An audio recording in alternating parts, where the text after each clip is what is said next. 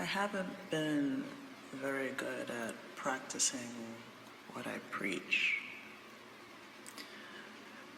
And I heard the message so many times that I should disconnect from social media, all devices, screens, distractions, and just take a moment to meditate. And to me, that meant actually meditate. But as we all know, there's other types of meditations when we're just thinking and we're meditating on thoughts. And now I think back on it, gosh, God is something else. So all the messages that I got were like the same, or things that I knew already, and I got sick of hearing it, so I threw my devices down. I was like, fuck this, let me just turn it all off. And now that I look back on it, that was ordained, because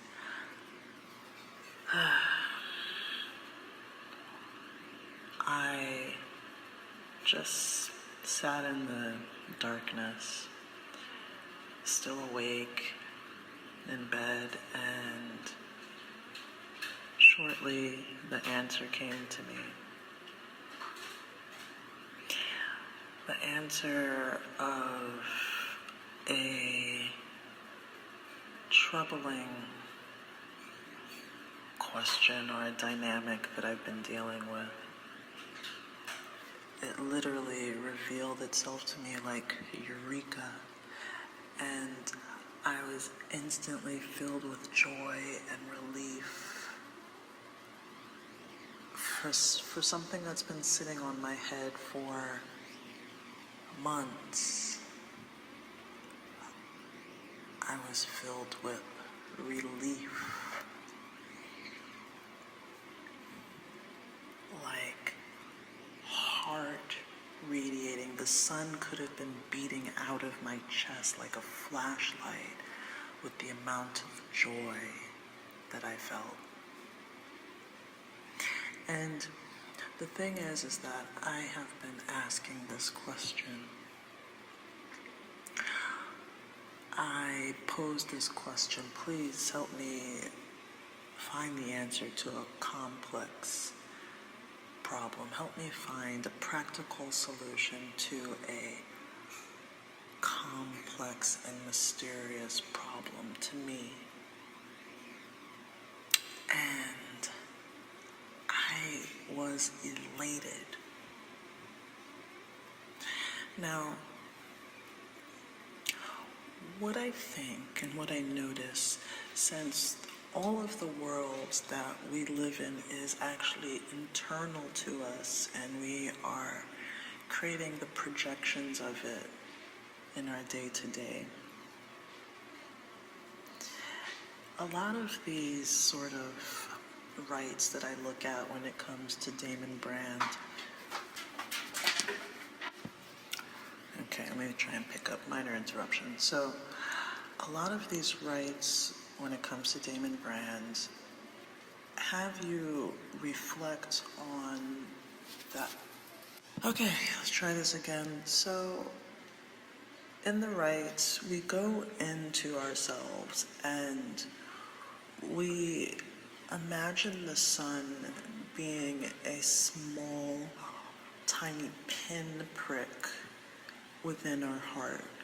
Or that's the way that I do it. You have a couple centers you can put it in. But when you do that, you hover over the galaxy, in essence, the way that I envision it. Like you encompass an aspect of the all, and if you think about it, from the tiny microorganisms that are probably living in the solar system of your body, you know, who knows, right? But I just say that to stress that everything is inside of us, and when you go into further research on how the eyeball and the lens of the eye works, we are projecting. That's really interesting, and that's how things can be so magical, because we are creating. I remember I created what people would wear the next day. I do all sorts of things that I may not quite understand. But moving along. And again, when I say and again, it's because I'm pausing, so it may be a bit choppy. So we go in and to these aspects of us, which I believe the angels are. If you look at any Bobby Hemmett stuff,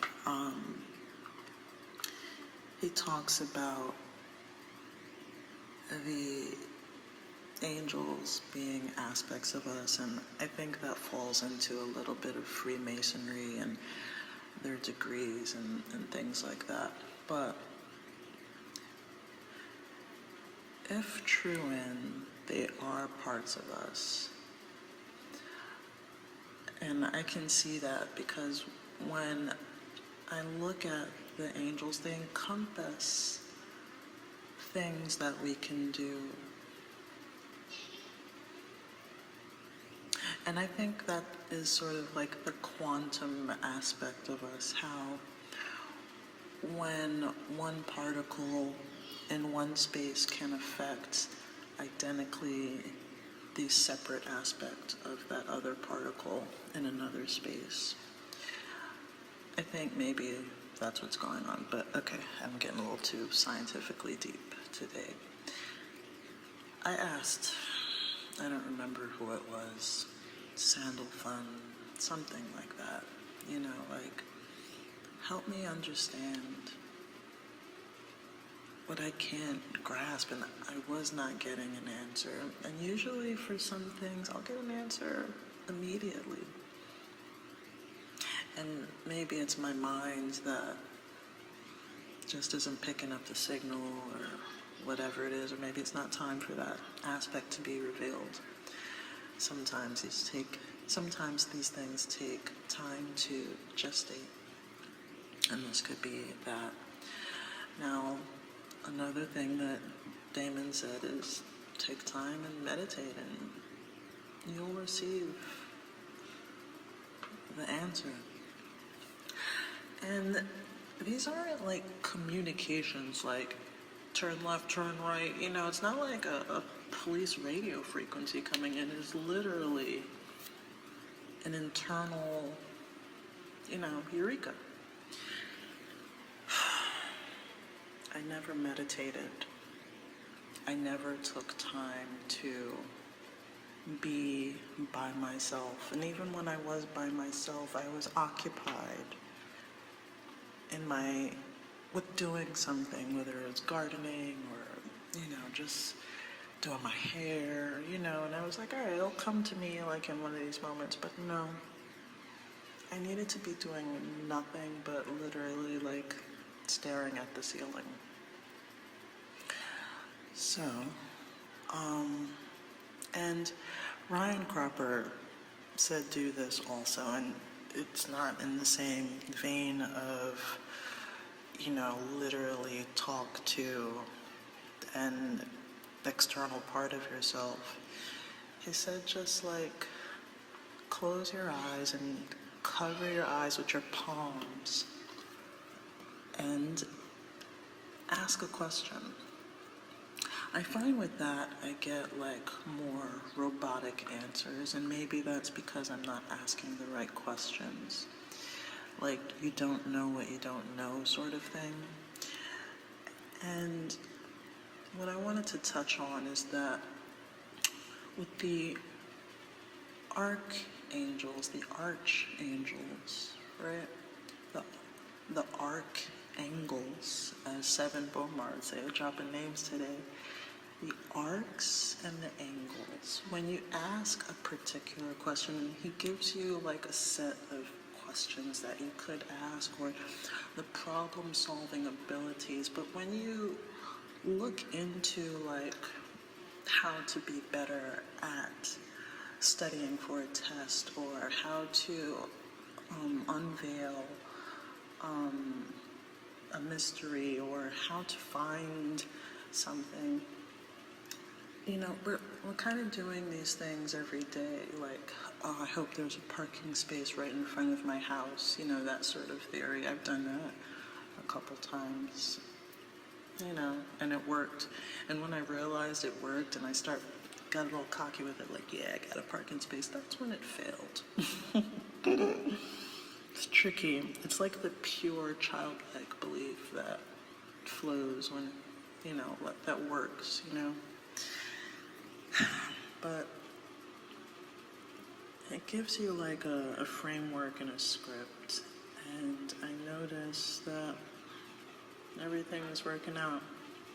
So before I say what's my closing message,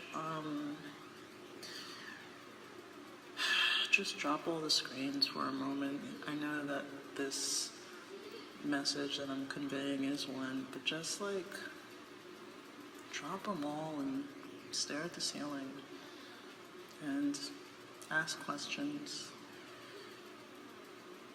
and maybe something will come out. All right, adios.